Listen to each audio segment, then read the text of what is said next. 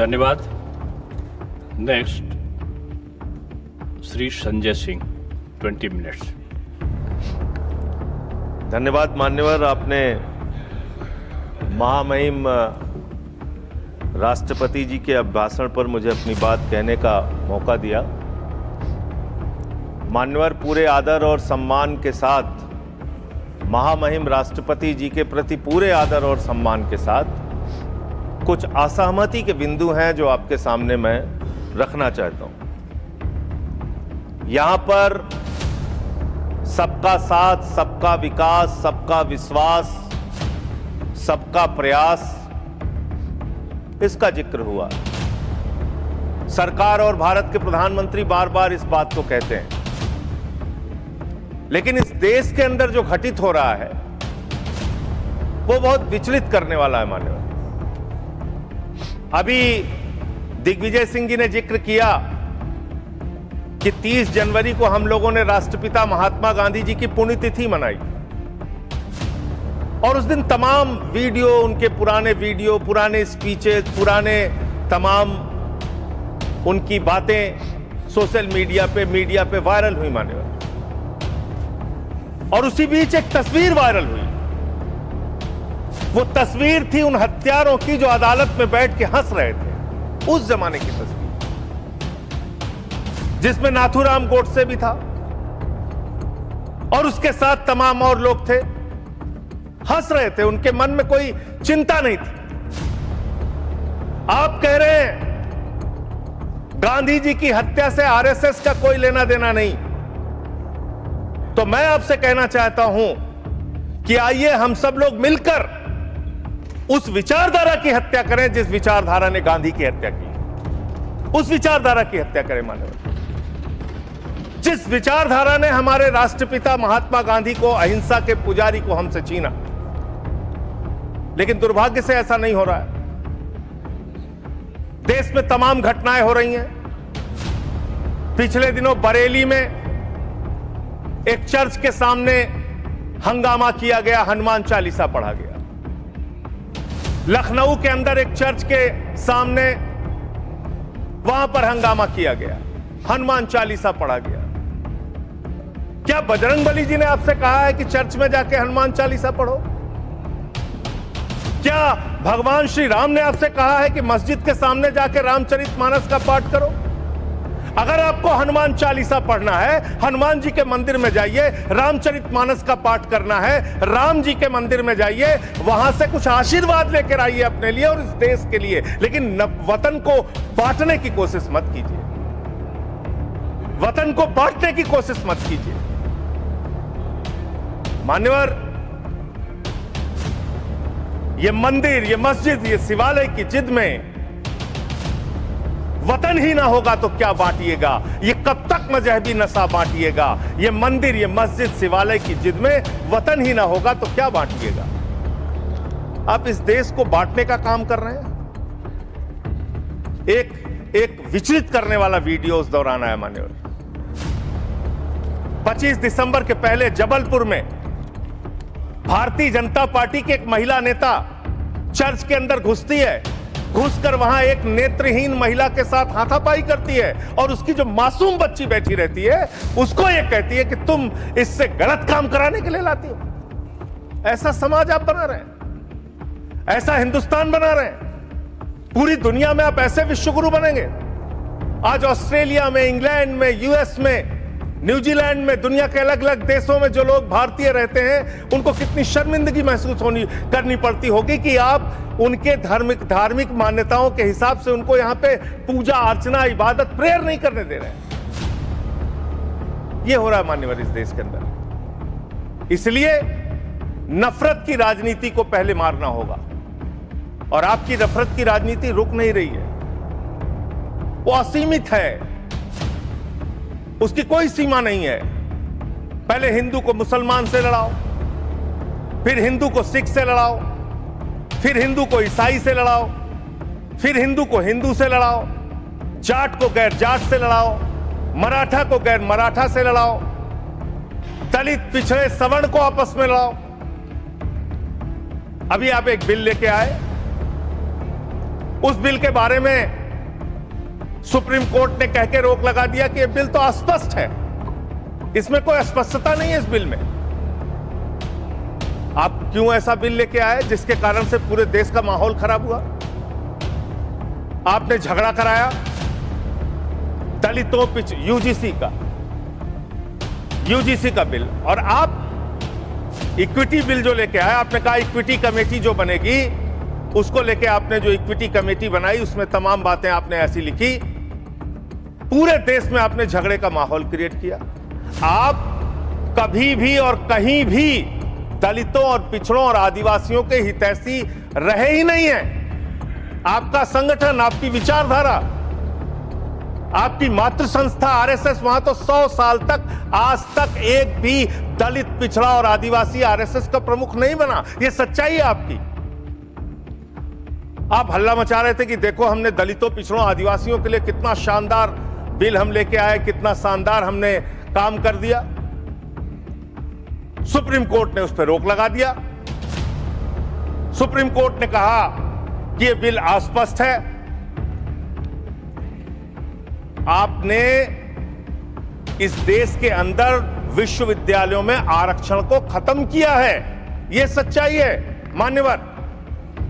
दलित, पिछड़े, आदिवासियों के लिए जो प्रोफेसर्स, असिस्टेंट प्रोफेसर्स की नियुक्ति होनी चाहिए, 80% से ज्यादा पोस्ट खाली पड़ी हुई है विश्वविद्यालयों में।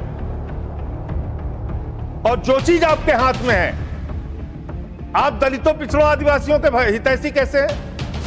45 सेंट्रल यूनिवर्सिटीज है जिसमें से 38 केंद्रीय विश्वविद्यालयों में सिर्फ और सिर्फ सवर्ण जाति के लोग वीसी हैं और 7 में दलित, पिछड़े और आदिवासी हैं। तो आप बताइए जी, आप बताइए, आप मुझे बताइए, आपको 45 में से 38 सिर्फ एक जाति के, सवर्ण जाति के लोग मिल रहे हैं और बाकी 7 आपने पिछड़ा, दलित, आदिवासी बनाया और आप कहते हैं आप दलितों, पिछड़ों, आदिवासियों के हितैषी हैं।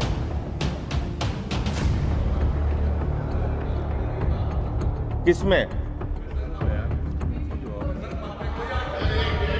मैं वीसी की बात कर रहा हूं, वीसी की बात कर रहा हूं, वीसी की बात कर रहा हूं। वीसी की नियुक्ति आप करते हैं, वीसी की नियुक्ति आप करते हैं।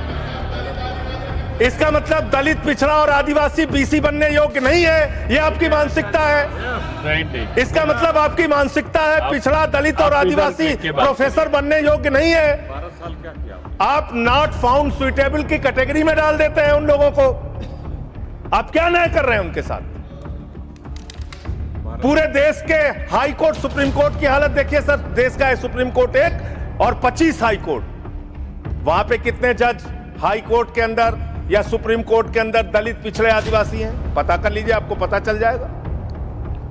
तो अगर कहीं उनके साथ न्याय की बात आती है तो आप न्याय नहीं, नौटंकी करते हैं, जानबूझ के दिखाने की कोशिश करते हैं कि आप उनके हितैषी हैं, जबकि आप हैं नहीं। आपको है ना, और पूरे देश का वातावरण खराब किया आपने। मैं इस सदन के अंदर आपके माध्यम से सरकार को प्रस्ताव देना चाहता हूं, अगर आपकी नीयत साफ है तो हर विश्वविद्यालय में 2 तरह की कमेटी बनाइए। एक जो सिर्फ और सिर्फ कास्ट डिस्क्रिमिनेशन को देखे, यानी कि जाति के आधार पर भेदभाव को देखे, और दूसरी कमेटी आप वहां पर बनाइए जिसमें कि हर प्रकार के भेदभाव को आप कवर कीजिए। कोई झगड़ा ही नहीं होता। भाषा के आधार पर भेद, लिंग के आधार पर भेद, किसी भी प्रकार का भेद, उसको देखने के लिए एक कमेटी बनाते और जाति के आधार पर हो रहे भेद को देखने के लिए एक कमेटी बनाते। कोई झगड़ा ही नहीं होना था। आपने जानबूझ के झगड़ा कराया। दूसरी बात मान्यवर, अभी मैं पिछले दिनों एक पदयात्रा कर रहा था मिर्जापुर से लेकर काशी तक, और उस दौरान काशी के अंदर मंदिरों को तोड़ने का मामला सामने आया। मणिकर्णिका घाट को तोड़ा गया मान्यवर, मणि को तोड़ दिया गया। माता अहिल्याबाई होलकर जी की प्रतिमा को तोड़ दिया गया। और वो वीडियो मैंने ट्वीट कर दिया तो मेरे ऊपर उल्टा मुकदमा लिख लिया गया। कितना मुकदमा लिखेंगे आप? आप लिखिए मुकदमा मेरे ऊपर मान लीजिए मैं झूठ बोल रहा हूं, आपकी पार्टी की नेता सुमित्रा महाजन जी, उन्होंने कहा कि माता अहिल्याबाई होलकर जी की प्रतिमा तोड़ी गई, मणिकर्णिका घाट को तोड़ा गया। आपकी पार्टी के नेता और केंद्र राज्य सरकार के मंत्री रविंद्र जायसवाल, उन्होंने कहा मणिकर्णिका घाट को तोड़ा गया, मंदिरों को तोड़ा गया, माता अहिल्याबाई होलकर जी की प्रतिमा को तोड़ा गया। आप उन पापियों के खिलाफ कार्रवाई करने के बजाय मेरे ऊपर एफआईआर कर रहे हैं। आप ऐसा शब्द मत बोलिए। जिन लोगों ने तोड़ा, मान्यवर, जिन लोगों ने मंदिर तोड़ा, उन गुनहगारों को मैं चाहता हूं, चलिए गुनहगार कह देता हूं, भाषा शैली, चलिए मान्यवर गुनहगार संयम के साथ साथ उन गुनहगारों को जिन्होंने उस पुरातन पवित्र मणिकर्णिका घाट को तोड़ा, माता अहिल्याबाई होलकर जी की प्रतिमा को तोड़ा, कार्रवाई उन पे करने के बजाय आपने मुझ पर एफआईआर कर ली। मैं आपके माध्यम से सरकार से मांग करता हूं, अगर आपने कोई तोड़फोड़ वहां पर नहीं की है, 3 सदस्यों का, और तीनों बीजेपी के रहे, मैं तो कह रहा हूं 3 के तीनों बीजेपी के लेके जाइए आप। 3 सदस्य भेजिए बीजेपी के संसदीय दल के, और वहां पर दिखाइए कि माता अहिल्याबाई होलकर की प्रतिमा है, वहां दिखाइए मणिकर्णिका घाट को नहीं तोड़ा गया है, और फिर जो कार्रवाई आप मेरे ऊपर करना चाहें कीजिए। आपने काशी को बर्बाद करने का एक मन बना लिया है। काशी कॉरिडोर के नाम पे आपने सैकड़ों मंदिर वहां पे तोड़ दिए, वहां पे शिवलिंग लंका थाने में पड़े हुए हैं। यह घटना अगर किसी विपक्ष के राज्य में हुई होती, आप पूरे देश में हंगामा कर देते, फसाद करा देते पूरे देश में। लेकिन आपने वहां मंदिरों को तोड़ा, पवित्र घाटों को तोड़ा। 54 देश के नागरिक आते हैं काशी में मान्यवर, वो वहां पे बिल्डिंग देखने नहीं आते, वो वहां पे आते हैं वहां के पुरातन मंदिरों को देखने के लिए, वो वहां पे आते हैं पुरातन घाटों को देखने के लिए, पौराणिक मंदिरों को देखने के लिए, वो इसलिए आते हैं काशी की गलियों को देखने के लिए। आप वहां तोड़फोड़ कर रहे हैं, जाके पूछिए वहां के लोगों से कितना गुस्सा और नाराजगी उनके मन में है। लेकिन आपको धर्म में भी धंधा करना है, हर जगह धर्म के नाम पे भी धंधा करना है, वो काम आप वहां पे कर रहे हैं। दूसरी बात, इस भाषण में शिक्षा की चर्चा हुई, स्वास्थ्य की चर्चा हुई, जल जीवन मिशन की चर्चा हुई, और कल बजट आया तो आपकी कलई खुल गई। आप विकसित भारत की बात कर रहे हैं, कह रहे हैं विकसित भारत बनाएंगे। कब बनाएंगे? 2047 में बनाएंगे। उसको 3047 कर दीजिए। 1000 साल बाद कौन पूछने वाला है सर? 3047 में हम भारत को विकसित भारत बताएंगे। 1000 साल बाद कौन पूछेगा? 2047 में कौन सत्ता में रहेगा, नहीं रहेगा। लेकिन आप ऐसा सब्जबाग दिखाते हैं कि आप 2047 में आप विकसित भारत बना देंगे। कैसे विकसित भारत बनाएंगे? शिक्षा का बजट आप रखेंगे 2%, स्वास्थ्य का बजट आप रखेंगे 2%, यानी कि अशिक्षित भारत और विकसित भारत कैसे होगा? अस्वस्थ भारत और विकसित भारत कैसे होगा?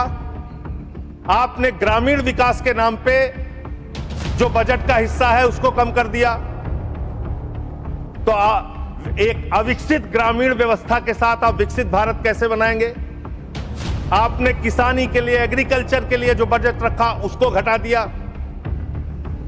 आप कैसे करेंगे विकास? विकसित भारत का आपका सपना क्या है? जिसमें लोग अशिक्षित रहें, जिसमें लोग अस्वस्थ रहें। आपके आयुष्मान भारत की स्कीम की हकीकत क्या है? एक ही नंबर पे 9999 नंबर पे 10 लाख से ज्यादा लोगों का रजिस्ट्रेशन हुआ है। 600 से ज्यादा 625 करोड़ रुपए का फ्रॉड हुआ है। आपकी सीएजी रिपोर्ट में आया आयुष्मान योजना के अंतर्गत। आपने जी राम जी योजना लागू की, उसमें आप कह रहे हैं हम 125 दिन रोजगार देंगे, और बजट में जो निर्धारण कर रहे हैं वो 125 दिन रोजगार देने के हिसाब से आप बजट का निर्धारण नहीं कर रहे हैं। इसका मतलब आपकी ये घोषणा है। पिछले साल आपने कहा कि अप्रेंटिस योजना हम पूरे देश में ला रहे हैं नौजवानों के लिए। अप्रेंटिस योजना में जो पैसा आपने सरकार की ओर से निर्धारित किया उसमें 95% कटौती कर ली। तो आप प्रशिक्षण नहीं दे सकते, रोजगार तो बहुत दूर की बात है। यह काम आपने किया। दूसरी बात, माघ मेला हुआ, बड़ी उसकी चर्चा हुई। आप हमेशा चर्चा करते हैं, महाकुंभ के बारे में चर्चा करते हैं, माघ मेला के बारे में चर्चा करते हैं, लेकिन वहां बड़ी एक अप्रिय घटना हुई, मान्यवर, बहुत ही दुखद घटना हुई। शंकराचार्य जी परम पूज्य अवमुक्तेश्वरानंद जी जा रहे थे स्नान करने के लिए। उनको प्रशासन के द्वारा उनको रोका गया, उनके शिष्यों को, उनके बटुकों को चोटी पकड़ पकड़ के घसीट घसीट के मारा गया उनको। और इतना ही नहीं, उनकी एक मांग थी कि अगर प्रशासन या सरकार मुझसे वार्ता कर ले और अपनी गलती मान ले तो मैं स्नान करूंगा। ना उनसे किसी ने माफी मांगी और ना ही वो स्नान कर पाए। बिना स्नान किए शंकराचार्य जी वहां से चले गए। और भी शर्मनाक बात यह, आप कितने बड़े धर्म के ठेकेदार हैं। आप देखिए कि आप शंकराचार्य जी को तहसीलदार के माध्यम से चिट्ठी भेज रहे हैं, कह रहे हैं बताओ आप शंकराचार्य हो कि नहीं हो। अरावली पर्वत को साबित करना है, बताओ तुम अरावली पर्वत हो कि नहीं हो। दिल्ली की जहरीली हवाओं को साबित करना है, बताओ हवाओं तुम जहरीली हो कि नहीं हो। इस देश के मतदाताओं को साबित करना है, बताओ तुम भारत के नागरिक हो कि नहीं हो। और शंकराचार्य जी को साबित करना है, बताओ आप शंकराचार्य हो कि नहीं हो। जो लोग अभी तक 12 साल में अपनी डिग्री नहीं दिखा पाए, वो शंकराचार्य से शंकराचार्य होने का प्रमाण मांग रहे हैं। यह है आपकी धार्मिक ठेकेदारी। इस तरह से आप धर्म की ठेकेदारी करना चाहते हैं तो देश के अंदर नफरत फैलाकर जो आप राजनीति कर रहे हैं, लोगों के हक को मार के जो आप राजनीति कर रहे हैं, इसका कोई बहुत देश के विकास, कम से कम विकसित भारत आपकी इस विचारधारा, इस सोच से तो नहीं बन सकता। विकसित भारत के लिए यह विचारधारा आपकी काम नहीं करेगी। नफरत फैलाओ और राज करो की, अंग्रेजों की जो विचारधारा थी, बांटो और राज करो की जो विचारधारा थी, उससे नहीं बन सकता। मान्यवर, बात कर लें विदेश नीति की। विश्व गुरु बनने की बात करते हैं प्रधानमंत्री जी, पूरे दुनिया में उनका डंका पीटा जा रहा है। हमने देखा किस तरह से अमेरिका से भारतीयों को हाथ में हथकड़ी, पैरों में बेड़ी बांध के अमृतसर पहुंचाया गया। हमने देखा कि किस तरह से सीज फायर के लिए कम से कम 70 बार अमेरिका का राष्ट्रपति ट्रंप कह रहा है कि उसने ट्रेड डील की धमकी देकर सीज फायर कराया, ट्रेड खत्म करने की धमकी देके। हमने देखा कि किस तरह से चीन यह कह रहा है कि वो सक्सगाम में निर्माण कार्य करेगा और आपकी पार्टी के दफ्तर में उनके प्रतिनिधि मीटिंग कर रहे हैं। उसी दिन वो बयान दे रहा है, बीजेपी के दफ्तर में वो लोग मीटिंग कर रहे हैं, उसी दिन चीन का बयान आ रहा है कि हम सक्सगाम घाटी में निर्माण कार्य करेंगे, पुल बनाएंगे, सुरंग बनाएंगे। आपकी विदेश नीति क्या है? बांग्लादेश में हिंदुओं की हत्याएं हो रही हैं, उस पर आप खामोश रहते हैं, चुप रहते हैं, बोलते नहीं हैं। आप किसी भी मामले में सामने मुखर होकर सामने आके स्पष्टीकरण नहीं दे रहे हैं। अभी एक एप्स्टीन फाइल की चर्चा हो रही है पूरी दुनिया में, उसके बारे में भारत के प्रधानमंत्री को आरोपित किया गया, उसके बारे में सरकार को स्पष्टीकरण देना चाहिए। तथ्य के कोई चीज को बोलना, मैं कह रहा हूं स्पष्टीकरण देना चाहिए। आपके पास कोई तथ्य है तो आप सर, अगर कोई मैं ये कह रहा हूं मान्यवर, संसद है, इसमें अगर आपके पास कोई स्पष्टीकरण तो देना चाहिए। अगर कोई आरोप लग रहा है, हमारे देश का अपमान है मान्यवर। इनके बोलने के बाद मैं आपको समय देता हूं। आप कैसा काम करना चाहते हैं? खत्म होने से बात देता हूं। अरे भाई, आपके भारत के प्रधानमंत्री पे आरोप लग रहा है, आप लोग उस आरोप का जवाब नहीं देना चाहते। भारत के प्रधानमंत्री पे आरोप लग रहा है, नहीं तथ्य के बगैर होगा तो आप नहीं लगा सकते। तथ्य के विपरीत अगर आप बोलेंगे तो आपका ये चीज नोट नहीं किया जाएगा। तो मैं ये कह रहा हूं मान्यवर, देश व्यवस्थाओं से चलेगी। यहां बैठे हैं जावेद भाई, संभल के अंदर एक जज ने न्याय का फैसला दिया और उस जज का ट्रांसफर कर दिया जाता है। यह जुडिशरी की हालत आपने कर दी है, यह कर दिया आपने। देखिए, न्यायालय ट्रांसफर करता है जज का। अरे मान्यवर, जज का ट्रांसफर हुआ है, अवमानना होगी। जज का ट्रांसफर हुआ है। जज का ट्रांसफर कोई पॉलिटिकल पार्टी नहीं करती। तो एडमिनिस्ट्रेटिव काम जो हुआ उस पे बोल रहे जो कंटेम्प्ट हो कोर्ट का। और इस तरह से एफआईआर दर्ज करके, लोगों के दबा के, लोगों के अधिकारों को छीन के, हमारी पार्टी के तो खैर पीछे ही पड़े हुए हैं आप लोग। चैतर बसेवा एक आदिवासी नेता हैं, उनको गिरफ्तार करके आपने 3 बार गुजरात के अंदर जेल में डाल दिया। महराज मलिक हमारे विधायक हैं, उनको डाल दिया जेल में। हम लोगों को तो जेल भेज ही चुके। आप रोज मुकदमा लिखते रहते हैं, एफआईआर लिखते रहते हैं। सोनम वांगचुक को अभी भी आपने जेल में रखा हुआ है। तो एक के बाद एक लोगों को, विपक्ष के नेताओं को जेल में डाल के आप कैसे काम करेंगे?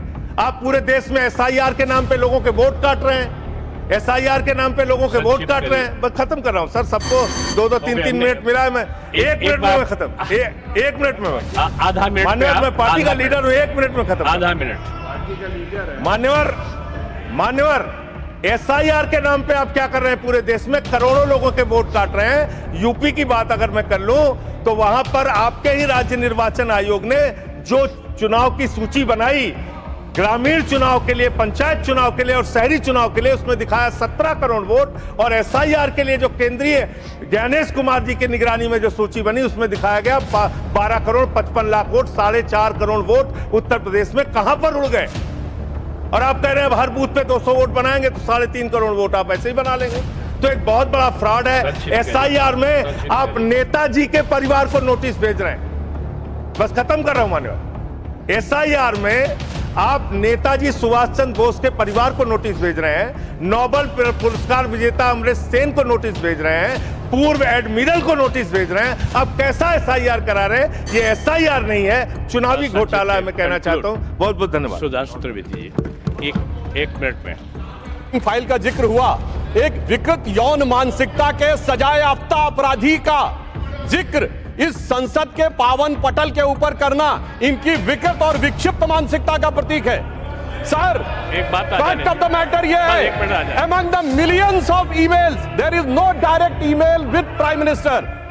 Sir, no direct message, no direct phone call. मैंने पहले कहा है कि अगर कोई चीज तथ्य के परत नहीं है तो उसको यहाँ रिकॉर्ड नहीं सर, मैं अपनी बात बस 2 वाक्यों में समाप्त करना चाहता हूं। ना कोई ईमेल है, ना कोई मैसेज है, ना कोई फोन कॉल है। और उसके बाद निराधार अनलगर आरोप के ऊपर एक सजाए याफ्ता अपराधी का नाम लेकर यहां पे बोलना, यह बहुत ही निंदनीय है और इनकी विकृत मानसिकता का प्रतीक है। और सर, डिपार्टमेंट ऑफ जस्टिस ने भी यह कहा है कि वो फॉल्स और सेंसेशनल आरोप है। और प्रधानमंत्री जी इजराइल में अपनी ऑफिशियल यात्रा पे थे, एक मुलाकात ऑफिशियल है, और उसके बावजूद वहां पर सिर्फ एक ही गायन हुआ, वो था राष्ट्रगान। अगर उसमें नाच गाना इनको नजर आता है, हो सकता है इसे राम मंदिर में नजर आता हो। तो मैं इस पे घोर भर्त्सना करते हुए सभापति महोदय सिर्फ एक पंक्ति कहना चाहता हूं, सभापति महोदय सिर्फ एक पंक्ति कहना चाहता हूं कि जो इन्होंने आरोप लगाने का प्रयास किया है कि राष्ट्रवाद के महामेरु पर वार बहुत ही हल्का है, भारत विकसित रोकने के लिए यह मचा हुआ तहलका है। नहीं, देखो, जो माननीय सदस्य ने जो तथ्य के विपरीत और संविधान के विपरीत बात कही, उसको इसमें शामिल नहीं किया जाएगा। ये जवाब सवाल नहीं है, आपकी बात आ गई। मैंने क्या कहा? मैंने कहा कि जो भी आरोप लगाए हैं उसका जवाब दिया जाए, नहीं होगा, उसको डिनाई करें। आप भागते क्यों हैं? नहीं, आप यहाँ पे नहीं पूछ सकते। चलिए, नेक्स्ट, श्री सुभाष चंद्र बोस।